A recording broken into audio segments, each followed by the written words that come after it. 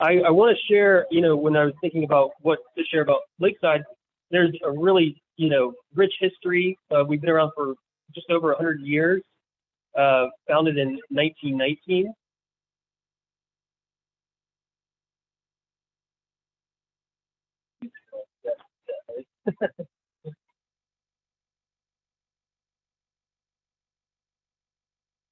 So I was going to show you this slideshow, but I wonder if what we could do, it just might be easier. We can certainly do it along the way, but we can also, I want you to be encouraged to, I want you to be encouraged to be able to go to the website and see this for yourself, because it's really neat. We celebrating our 100 years. Our archivist and a couple others helped put this together, which is really just a kind of 5-chapter slideshow. I can scroll up here. You can see this chapter 2, and they kind of covered the different decades as we go along. So I'm not going to take the entire time to go through this. Instead, I thought I would just kind of touch on some highlights. We were founded in 1919, and it was an all-boys school at that time. There was also an all-girls school, St. Nicholas, and in the 70s, that's when that merged to become one co-ed school. But we had a lot of history before all that, so I'm going to come along here.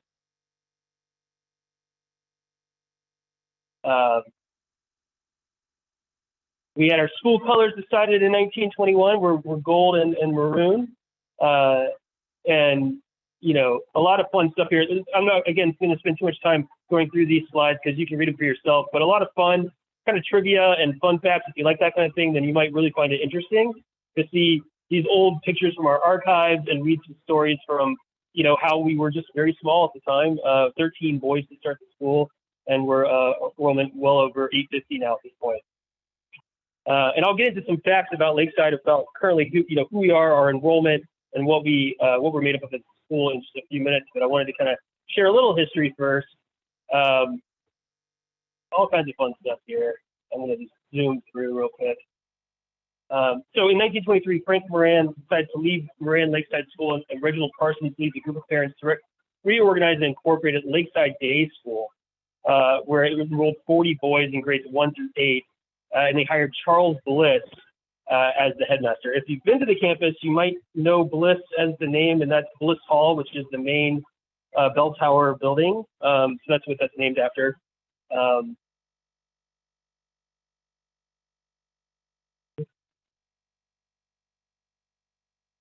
So the Lakeside's first graduate was in 1926. In 1929, I think this is a fun little fact, America's brightest boy. This is what a lot of people think Lakeside kind of got put on the map, was in 1929. I don't know if that's totally necessarily true, but Wilbur Houston wins a science scholarship contest sponsored by Thomas Edison, and he was known as the smartest boy or America's brightest boy. So he becomes a rocket scientist, ultimately working for NASA. And yes, some contend that Houston claimed put Lakeside on the map. Maybe that's true. I don't know. I can't confirm that. So as we move into another chapter here, I'm just going to kind of zoom down, get us into the 50s a little bit. I will say in 1930, in the 30s, that's when we moved this campus. We used to be, our original building used to be where the Bush School is. And it's been, there's a whole lot of history here, so definitely read it for yourself. We've had several different locations. But when we moved here in the 30s, that's when we took over this spot. And some of you are familiar with Holler Lake Elementary School. Holler Lake Elementary School, of course, that was not until 1981 that was taken. So middle school campus is where that exists, which is just down the road from the upper school campus, but they are two separate campuses.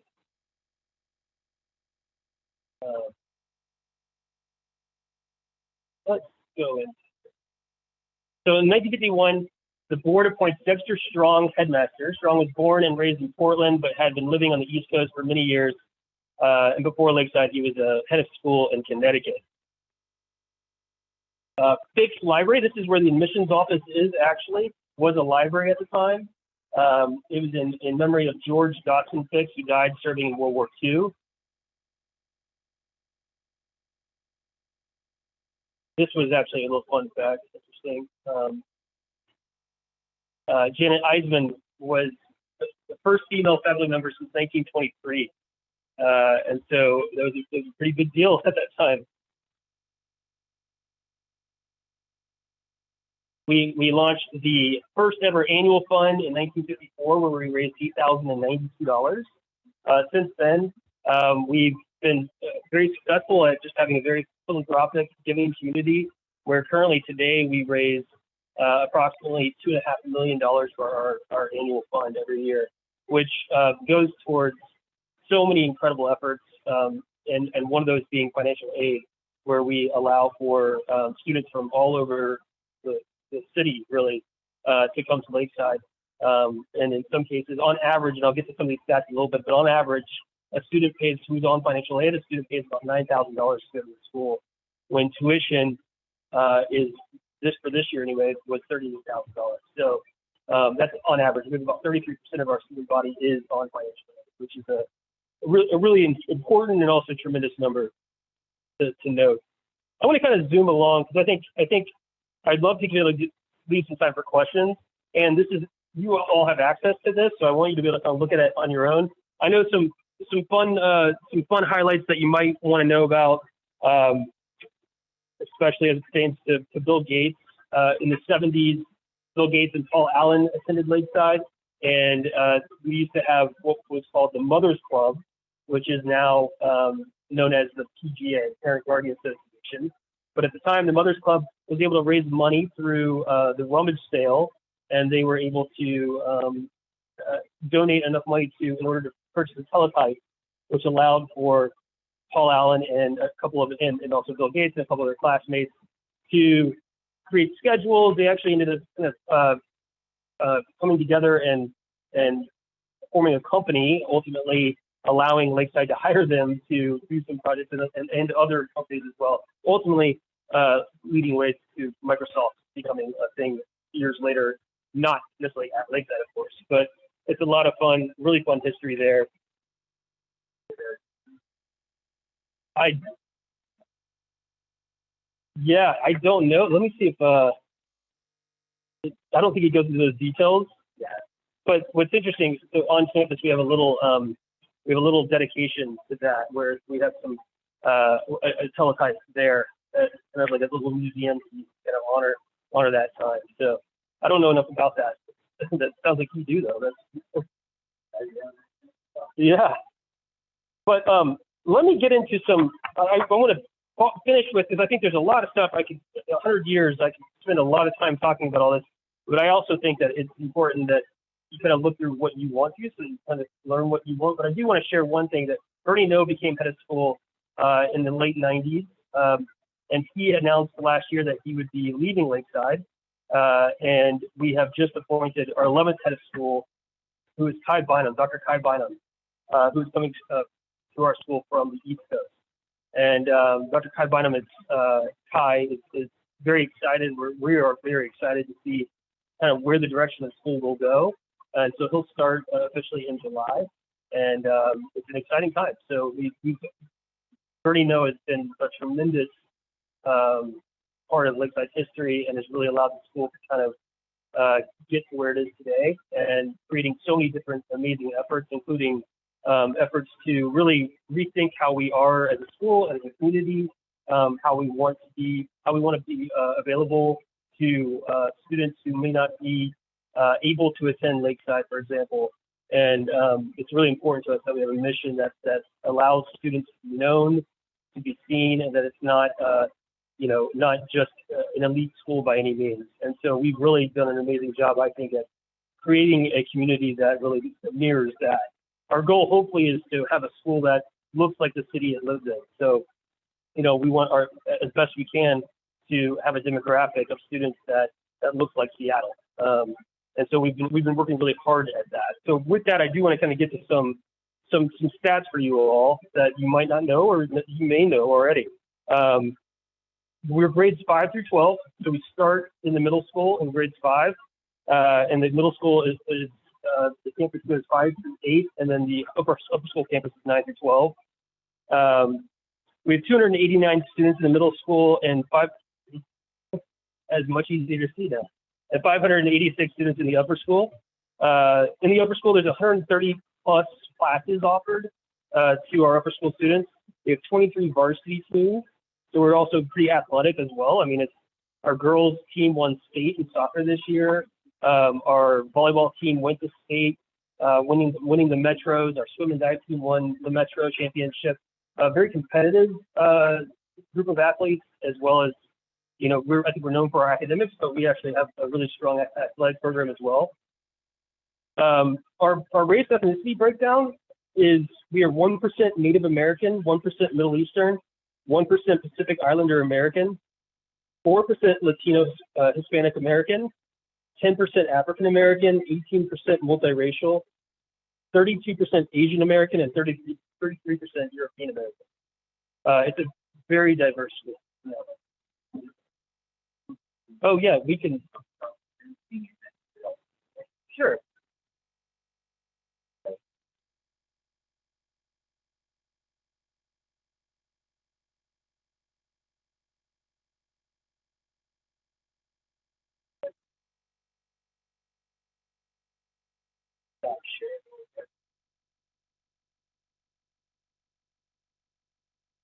Oh, great. Okay, hello. Hi, Judy. I can see one person there. So I want to mention real quick about that slideshow. If you haven't already done that, you can go to the website. When you get to the website, which is lakesideschool.org, if you go to About Us, you'll see History and Archives. If you click on that, that'll take you to that page where I was at. It's probably much easier in this format anyway, since we're on Zoom and also kind of in person. I plan on maybe sharing a bit more about it. I just think it's probably easier if you do it yourself. It's kind of like a self-guided tour. And then you'll really learn some rich history about Lakeside.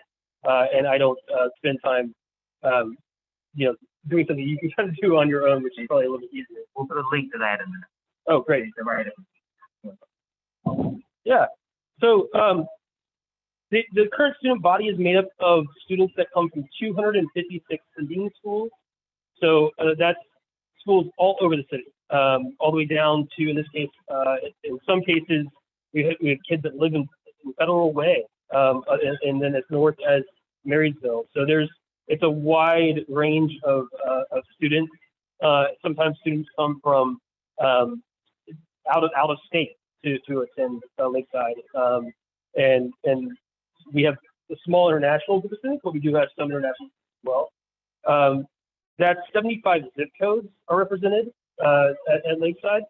9% come from religious schools, 2% come from a home or international schools, 37% come from other independent schools or private schools, and then 53% come from public schools. So the majority of our students do come from public schools in the area, and again, across 75 districts. No, so we start grade 5. Grade 5, middle school starts in 5th grade and goes to 8th grade, and then 9th and 12th is our upper school. And so that breakdown goes as such. 5th grade is 34 students. 6th grade is, we've just increased that number to bring in an additional, we want to be 84 students in the 6th grade, 7th grade, and 8th grade. And then when you get to the upper school, we have about anywhere between 145 and 148 students, grades 9 to 12. Fun fact, 44 students from the 98133 zip code attend Lakeside currently. I thought that was interesting for you to know that there are, it's a decent number of students actually that are in this neighborhood that do attend Lakeside. I mentioned the tuition, but the tuition for the 2022-23 school year will be $40,080. So that's increasing. It will increase every year a little bit. With that, though, I do want to mention that for this year, the 2021-22 school year, Lakeside awarded $7.9 million in need-based tuition. So in financial aid, basically. That's roughly 33% of our student body is on financial aid. And again, they're on average paying about $9,000 to go to school, which we feel incredibly fortunate and grateful to our donors who make that happen, and our endowment that allows for that to happen as well. Otherwise, it just wouldn't be available to students and families. For financial aid? So yeah, we don't have a specific you know, number. There are a lot of factors that take place. I mean, are you do you have siblings? Does the family have more than one kid? In which case, we look at that and see how that might affect the ability to pay. We look at the salary, of course. We look at assets and the ability to, you know, our director of financial aid looks at everything to kind of determine those factors. I think what we really try to do and encourage families. Sometimes they think, oh, there's, you know, there's no way that we qualify, and we just always encourage them just to submit an application. Other times, people just don't know that it's available, that they would be receiving that much attention. And so it's an education partly that we're trying to get out there to say, you know, don't let money be the reason that you don't apply for school, because there's a really amazing opportunity for you. We're constantly trying to kind of do more outreach out there as well. Service learning opportunities. I know that this is a question I think you could ask about some opportunities from our students. We have about 300 organizations that we work with, actually over 300 organizations that we work with. To qualify to be considered as an organization, which I wanted to say that this community club absolutely should look at how to do that, because you fit the profile perfectly and we're in the same neighborhood. So Lakeside considers service learning through the lens of social justice. The social justice is the principle that all individuals and groups are entitled to fair and impartial treatment, as well as equity and equal opportunity in our society. The social justice that we're looking for has many parts, including right to things required for human decency and dignity, you know, food, clothing, shelter, healthcare, education. Pursue justice and peace, eliminate racism and human trafficking, protect human rights, and care for the weakest, the poor, the marginalized, the disenfranchised, terminally ill. So if there's anything that you all do as a community or members of this community that would fit into an area that would allow our students to volunteer for a food drive, anything that, you know, anything, I don't know what it is all that you all do, but if there's anything that is currently happening or will be happening that our students can be a part of, we would love for you all to be on this list of organizations that our students could then, help volunteer. They're required to do 80 service hours before graduation. So they are, you know, eager, and they're looking for opportunities to volunteer as early as their ninth grade year. So I want to mention also, athletic events are open to the public now. Anything that's outside is going to be open to the public at this point. So right now, currently, we have soccer matches, we have lacrosse matches happening. You know, we would love for you all to attend. If it's something that you want to go check out, a soccer game or a lacrosse match, we absolutely invite you to come to the field and check it out and enjoy a game. COVID obviously just stopped that for a little bit. Even faculty, staff. I think at one point it was like one parent that attended the game during the height of the COVID. Now it's sort of loosened up a little bit more, which is just certainly nice. There's a question: how do we find a schedule for those games? I will send you a link to that as well. There's an athletics calendar on our website, but I'll be sure to get that to Ethan so that you all can access the calendar for those. Our boys team is really good. Boys soccer team, like I said, our girls team won state earlier this year. Our boys team is doing really great. On April 29th, we just had a tailgate that we try to do once a year, where we bring the middle school students come down. They kind of, you know, are part of the upper school, and then we invite our community, which includes you. And I hope that next year, if you didn't attend this year, that you'll come, because we want the community to come to these events. But it's basically anyone, if you're a fan of Lakeside, if you attend Lakeside, if you're an alum, if you're faculty staff, we want you to be there. And so it's a really fun event where we hand out hamburgers and hot dogs and, cheer on whatever team it is that we're highlighting that day. That was on April 29th. And I think a lot of you probably hopefully received a letter in the mail kind of indicating that was happening. Yeah. Well, that's okay. Thanks. That's a good note. Yeah, that's a good note, because we certainly want you to feel like you can come to these events. That would be so that's a good note, though, to make it more of like an invitation. And also, parking might disrupt, and speaking of that, I know that you received that letter. I do want to emphasize the importance of, if parking becomes something that is, getting out of hand or inappropriate, or someone's parked illegally, there's a number. I know you received that in the letter. They call our security. Please do that. We encourage that. We want that. We want to make sure that we're respecting you as our neighbors. And if that just doesn't work because security doesn't answer, call the police. You know, we don't want that to happen, but we certainly understand if it needs to. Oh, yeah. Can everyone hear everyone in attendance when the questions are asked? I want to make sure that you're all hearing that. I also see that there's a bunch of chats. Okay. Well, there you go. Look at that. The audience question was, well, the statement really was that that you all did receive those letters, and that it was more about the parking and heads up, and here's a security number to call in case someone parks illegally or something, but it didn't feel as much like an invite, and it certainly wasn't, I think, intended to be an invite in that case. But what I want to let you know is that we'd love for you to come to these events, especially our sporting events. We think it'd be a lot of fun to enjoy those. So, and then as we move out of COVID, arts events can also be a wonderful way to enjoy our community. There are a lot of things that'll be open to you all.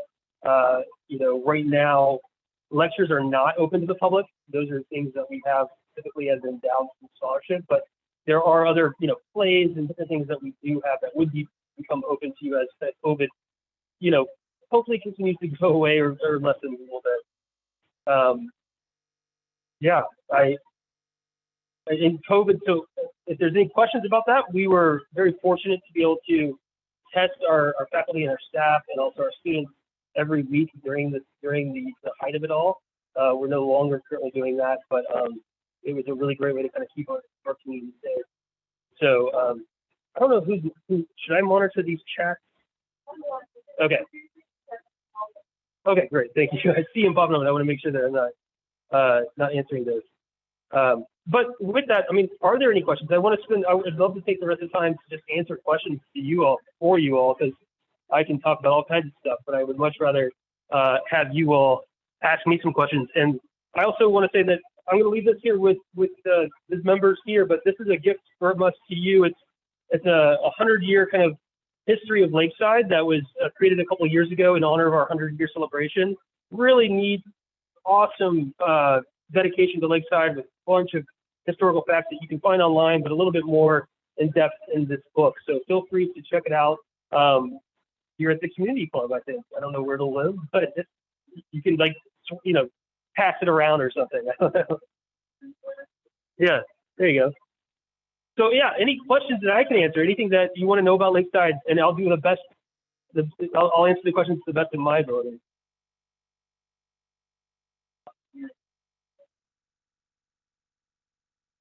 So the question was, how strong is our Spanish instruction? Very strong. I mean, so we offer 4 languages at Lakeside for the upper school students. They can take French, Mandarin, Latin, and Spanish.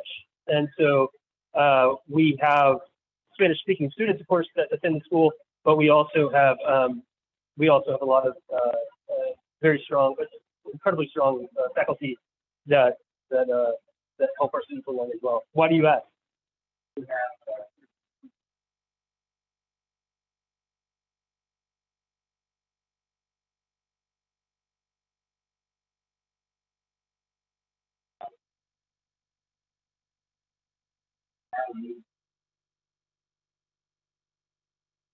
So that was Ethan saying that the trailer park down the road has a predominantly Spanish-speaking group of people, essentially, that you'd love to incorporate in the club a little bit more, and maybe we could use some of our Spanish-speaking students or faculty to kind of help with that. Great question. Obviously, I can't offer that up in my role, but I would absolutely encourage you to reach out to us to see what that might look like. If there's maybe a service component to that we would be able to assist, that would be really neat. I think that'd be neat. Yeah, there you go. I know there's a question that popped up in the chat.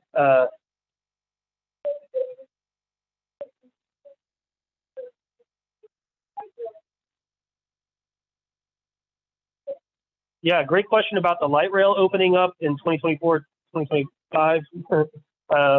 and if we are going to have any, if we expect any changes. We don't know. We don't know. We are excited about what I think that can do. Speaking optimistically, I think for me, focusing on outreach, I think the ability to have more accessibility to Lakeside for students that might live too far, even on the east side or wherever they might live, just more transportation that would then get them to a place like Lakeside would be something that I think would be very encouraging. I have no idea what it's actually going to look like as far as how that'll change our directly impact us as a community being right there and that sort of access. How are you all feeling about it? What is it?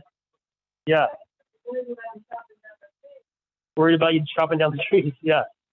Yeah, I know. There's going to be a lot of changes. I've seen some of the plans that are going to take place over there. And it's interesting to see what that will ultimately look like. And I'm curious. I try to stay optimistic as far as Lakeside's intent.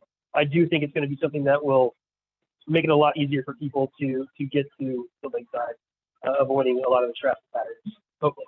So. What other questions? Yeah. Uh-huh. Good. Mm.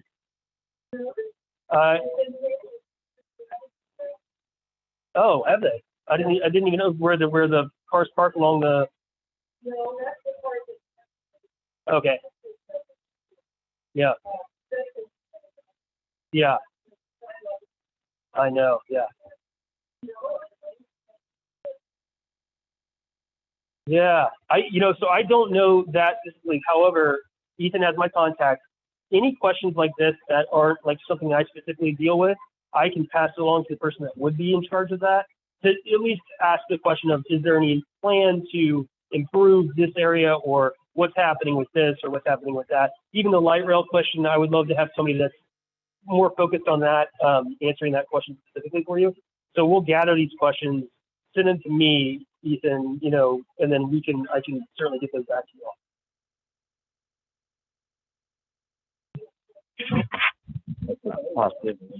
I can, oh, okay.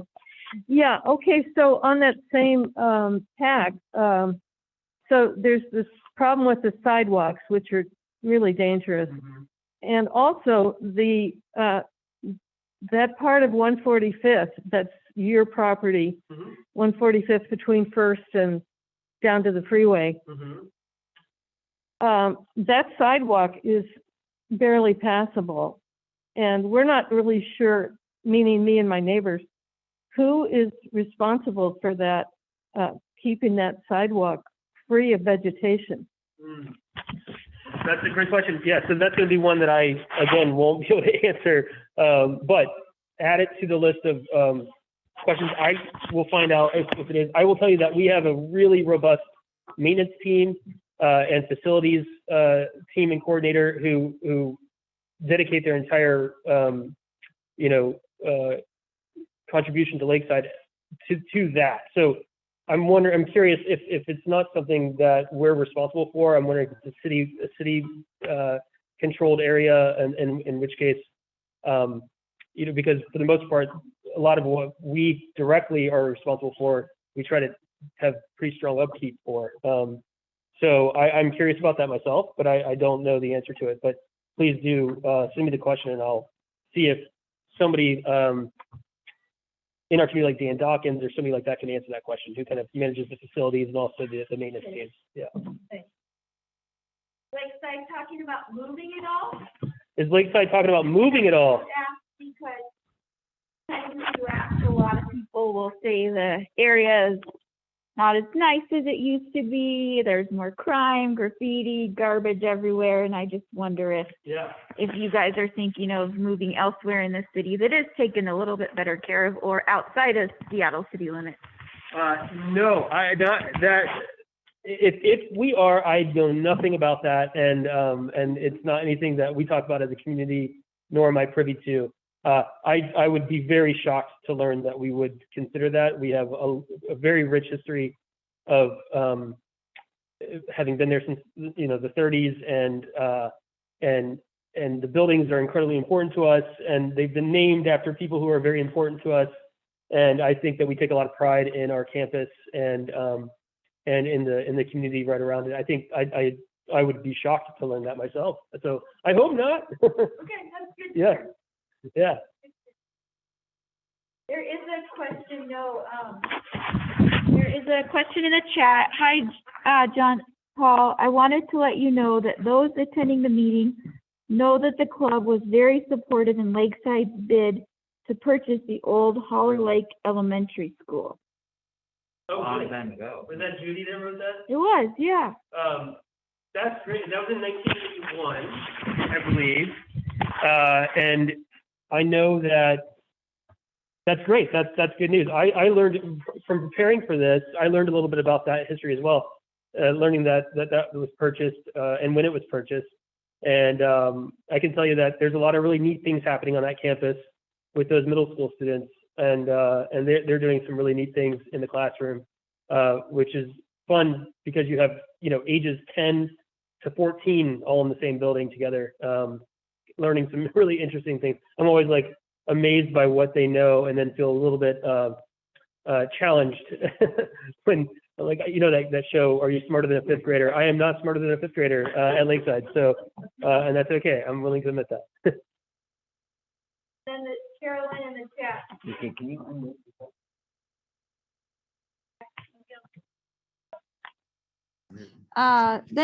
Carolyn, yeah. Carolyn in the chat says it was Holler Lake Middle School, not elementary. It was middle school. Okay. Thank you for clarifying that. And now that's right. Now it's Lakeside Middle School. We went back and forth about that before the meeting. I have a good question. So when my kids were involved in the APP program, they had a real big problem with the Black community. It's very little represented, and they figured that part of it was a cultural thing of, in Seattle, it was considered a white thing to do, and you're abandoning your people if you went to the APP. What's APP? The Advanced Placement Program. They changed the name. It's the one you had to test into. Can't remember what they call it nowadays. Is there any similar problem with Lakeside with that? Do you know? Well, it's certainly something we want to continue to do outreach in, is to sort of continue to reach out to people of color and the Black community, the Hispanic community, but anyone that might feel marginalized in that way. I mean, we are constantly looking for opportunities to increase enrollment in that way, because we find it to be, it's part of our mission. It's part of who we are as a school and what we are eager to do. And also because, like I mentioned before, our goal as a school is, as independent schools typically, your goal is to try to have a student body that resembles the city. And so, if you break down the percentages of different race and ethnicities in Seattle, our goal would be to try to increase those race and ethnicities to mirror that a little bit more. As far as it being a challenge, that's part of the sort of exciting job, I think, that I get to be a part of, and also some of my colleagues get to be a part of, is to try to share Lakeside with communities that may not know about Lakeside, or if they know about Lakeside, they might have the wrong idea of Lakeside. And so it's absolutely a challenge, not in the way of, not more than anything of it being something that we just need to educate people on, that this is an opportunity for you. We have, I think, a very diverse student body compared to most schools, actually, and it's something we're very proud of. And it also just helps create a very, very incredibly rich community where we're all just learning from each other from different backgrounds, and so I would see. I think it's a challenge. I think it's, when it comes to the highly capable program or students like that, that's not really who everybody is at Lakeside either. There are certainly students that come from a highly capable kind of program, but it's not entirely made up of students that would have had to come from those programs either. It's, as we get back to those 250 plus sending schools and 79 zip codes, You know, our hope is to be able to reach out to these communities who might think they're too far from Lakeside. And what we're able to do, again, going back to sort of our philanthropic community, is that we've been able to provide transportation to families who wouldn't be able to afford it, for, you know, potentially, or that goes along with families who may not have internet, the ability to have internet, especially during COVID. We're able to fund that as well. So there's a piece to diversity. When I say diversity, I don't mean ethnicity.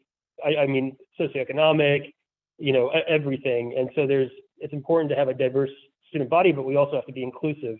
And so that's the part that we've been really, I'm proud of our community for being able to offer an inclusive environment as well. I have a question. I'm going to repeat it. Okay. Okay. If someone were to ask you, why should I send my kids to Lakeside when there's other private schools or even public schools, what is your take from having worked there and in your role? Yeah, you know, I would say, first of all, that Seattle is rich with incredible schools. I mean, both public and independent schools. And Lakeside is not right for everybody. So that's what first thing I would say is, I wouldn't tell you that you should send your kid to Lakeside. You know, I wouldn't say you shouldn't send your kid to Lakeside. I just would say you need to explore all the schools so that you can understand what would be the best fit for your student. Lakeside has a very rigorous program.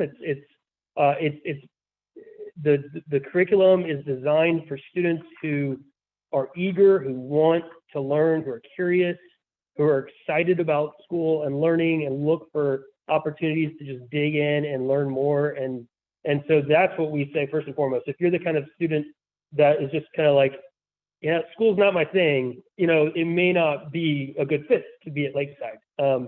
But you know, so it really is something that is important to note, that it's not for everybody, you know. And there are other schools, especially in Seattle, there are so many independent schools that have different missions and different sort of environments and communities and different agendas, really, and ultimately all to serve the students. But they're just different, and so it's important to really know your student. You know, what kind of learner are they, and what kind of environment do they need to be in, and would Lakeside benefit them? Because if they're not the type of students that would really want to dig in and kind of be curious and self-motivated in that way, it might not be the best fit for them ultimately. Yeah. There is another question in the chat. It says, intersectionality of identities is so complex. What can you offer for neurodiverse learners? Do you understand that term, neurodiverse learners, or do you want the person to? Well, that terminology. So that's not my background or specialty. However, we have a very strong student support team at Lakeside that works with students and families that know a lot about. Is Erin the one who asked that? Yes. Okay, she said she works with students who have ADHD. So yeah, I think my understanding of neurodivergence is exactly very bright and very disorganized students. The executive functioning might be something that is a challenge for them, perhaps. I don't think I'm the right person to speak to. She says exactly. I think you all can see that, but I'm just repeating what you're saying, so I apologize, Erin. But I'm not the person to necessarily speak directly to that. However, we by no means would ever not look at a student because they might identify as neurodivergent. We have a really robust student support and family team that are dedicated to each and every student and their families to help figure out, is Lakeside the kind of place that they could be successful? That's ultimately what we care about. So, you know, and I working in admissions, my job is never to diagnose that, because that's just not what I do, nor would I ever pretend like I could or would do that. So, but you know, we do come across students who identify as that through the application process. And again, our goal is then to, a part of the admissions committee, we have members who are up on the student support team to look at that look at that file as best they can with the information that they've been provided to say, this I think will work, or, you know, this might present more challenges for that student and therefore wouldn't be the best fit ultimately. So it's really tough though in the application process because you only get so much information. So it's a bit challenging in that way. Thanks for your question though. Yeah. Are you able to share your acceptance rate? Am I able to share the acceptance rate? No, we can't make that. We can't share that. That's not for any reason other than it's just not something that we want to focus on, nor do we want to discourage people from applying or making it about that. You know, that's Lakeside is successful at having a lot of interest, and that certainly helps us and also challenges us as admissions people and also as a school to, you know, we wish we just had way more spots to offer because there's amazing students that come through that we just can't offer spots to. But it's important that I probably not spend time talking about the acceptance rate. So good question, nice try, but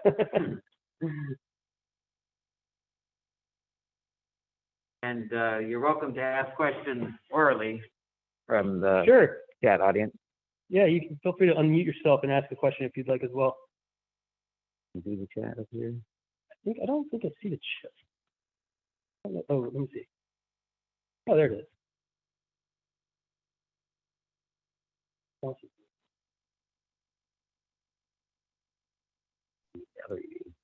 So yeah, okay. So Johnpaul, this is Patricia. How would you describe your arts program? Oh, our arts program is incredible.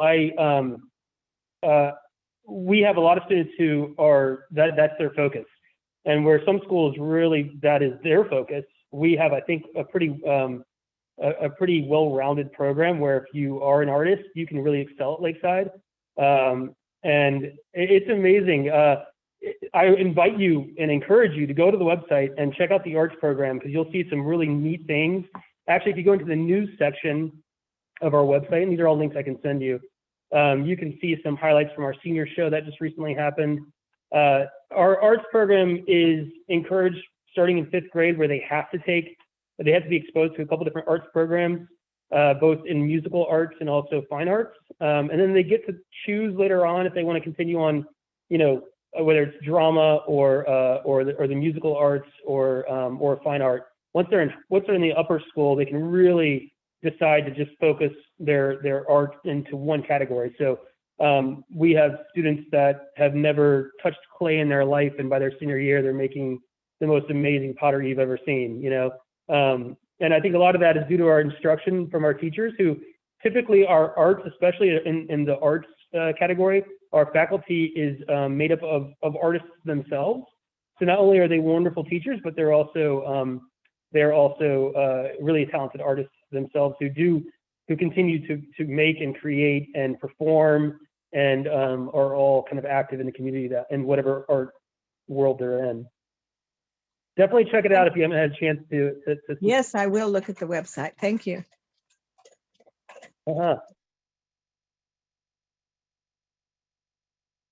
Yes. Do I need to walk over here? Sure, I'll do this. So, of course, the neighbors noticed that you have fenced all your campuses, and I think the middle school is even locked. The upper school, you can, if you know how to get to inside, you can get inside, Yeah. which is cool. But I wondered if crime was a big issue. Is that why you did it? Yeah, so I can speak to this a little bit because I thought that question might come up. So I did ask the appropriate people to kind of just give me some talking points as far as why and what that means for this community. The middle school campus, it wasn't so much crime as much as it was,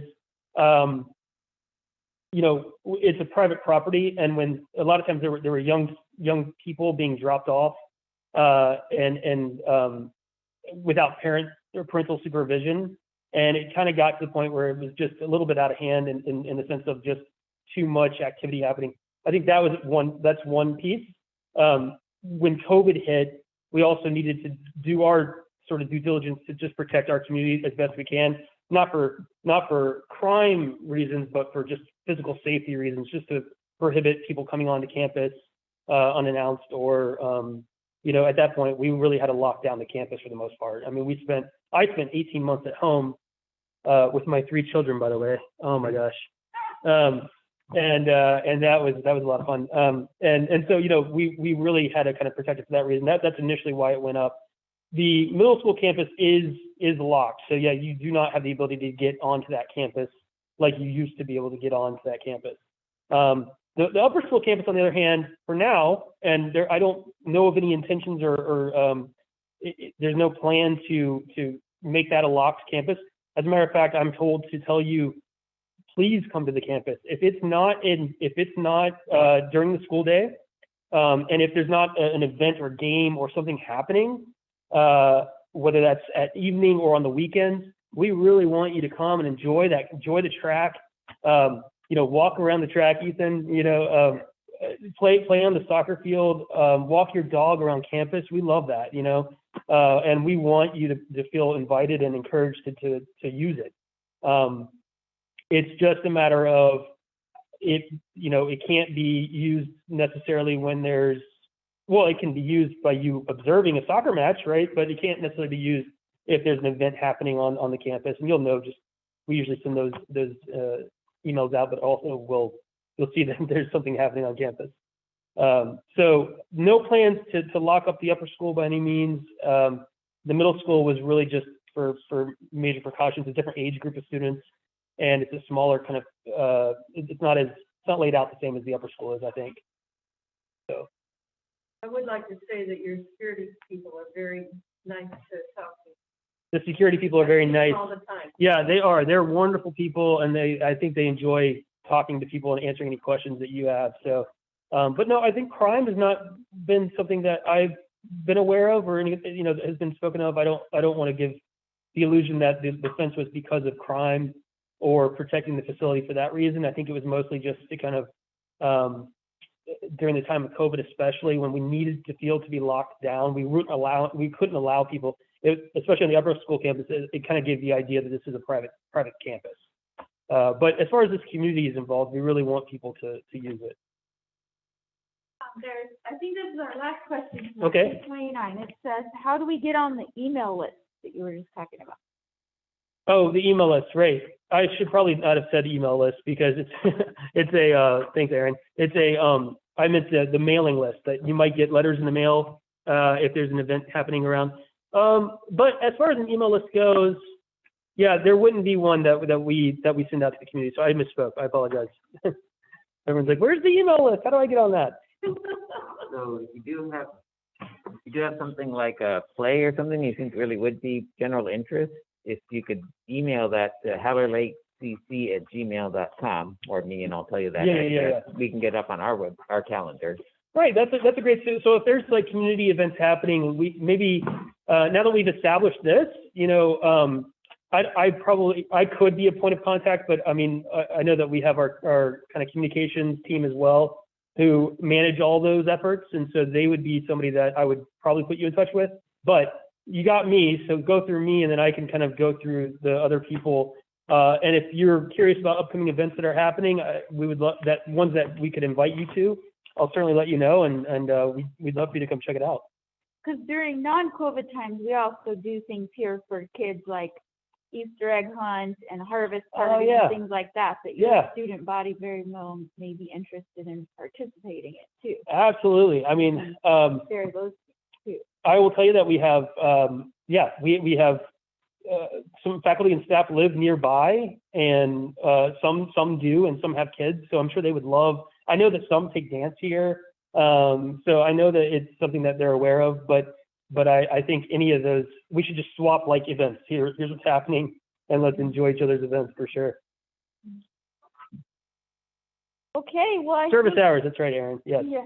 I think we're at the end of the time today, but Johnpaul, thank you so much for coming, and I think you put it very well, starting this connection with the Holler Lake Community Club in Lakeside, since you are a very important part of the community and our neighbor. So thank you for starting and coming that connection. Ethan, thank you for setting up the meeting. Thank you for those that tuned in on Zoom and the small group of us in the building. And have a good evening. Thank you. Thanks for having me. I really appreciate it. It's been wonderful being here, and thanks for the brownies. They were delicious. You all missed out. The brownies were really good. So thanks for those. Thank you.